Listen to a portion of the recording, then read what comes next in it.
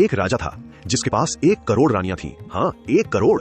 दौलत थी, ताकत थी, पूरा संसार उसके कदमों में था।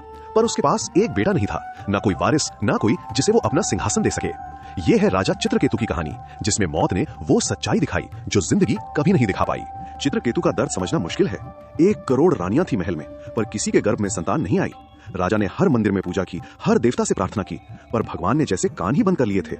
रात को वो अकेला छत पर बैठकर आसमान को देखता था, सोचता था कि इतनी दौलत का क्या मतलब जब गोद सुनी हो। तब ऋषि अंगिरास आए, महान तपस्वी जिनकी तपस्या से देवता भी कांपते थे। उन्होंने कहा, हे राजन, मैं तुम्हें एक पुत्र का वरदान दूंगा।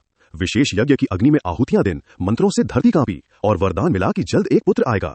राजा की खुशी का ठिकाना नहीं था, जैसे बरसों का सूखा एक बारिश में खत्म हो गया हो। बेटा पैदा हुआ, पूरे राज्य में जश्न छा गया। चित्रकेतु ने बेटे को गोद में उठाया और पहली बार सच्ची मुस्कान आई उसके चेहरे पर। राजा पूरा दिन बेटे के साथ रहता, उससे खिलाता, सुलाता, देखता रहता। पर अंधेरी बात यह थी कि सारी रानियां इग्नोर हो गई थीं।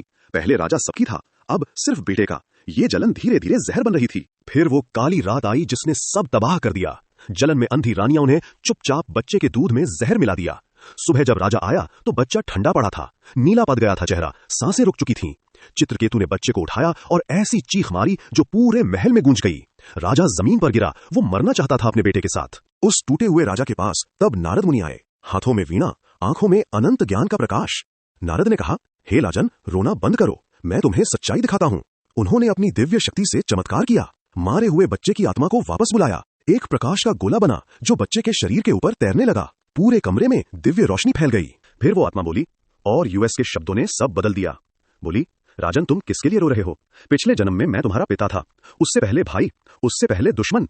हर जन्म में रिश्ते बदलते हैं, कभी बेटा, कभी बाप, कभी अजनबी। ये शरीर मिट्टी है, आत्मा शाश्वत है, ना मरती है ना जन्म लेती, बस एक देह से दूसरी में जाती है। ये सुनकर चित्रकेतु की आंखें खुली, नहीं शरीर की बल्कि आत्मा की आंखें। उसे समझ आया कि वो बरसों से एक सपने को पकड़े बैठा था और सपने का टूटना ही असली जागना था। राजा ने मुकुट उतारा, संसार का मोह छोड़ दिया और बन गया एक महान भक्त, वैराग्य का प्रतीक, जिसने जाना कि सच्चा सुख रिश्तों में नहीं परमात्मा में है। पर कहानी यहाँ खत्म नहीं होती। एक दिन चित्रकेतु आसमान में उड़ रहा था। उसने शिवा पार्वती को देखा और जोर से हंस पड़ा। पार्वती माँ को गुस्सा आया, उन्होंने श्राप दे दिया कि राक्षस बन जाओ। और जानते हो वो कौन सा राक्षस बना? वृत्र। हाँ, वही वृत्र जिसे मारने के लिए ऋषि दधीची ने अपनी हड्डियां दी थीं। ये सोचकर रोंगटे खड़े हो जाते हैं। तो याद रखना, चित्रकेतु ने सिखाया कि दुनिया का हर रिश्ता अस्थायी है। बेटा हो या बाप, सब सिर्फ एक जन्म के साथी हैं। असली चीज है आत्मा, जो शाश्वत है, जो कभी नहीं मरती।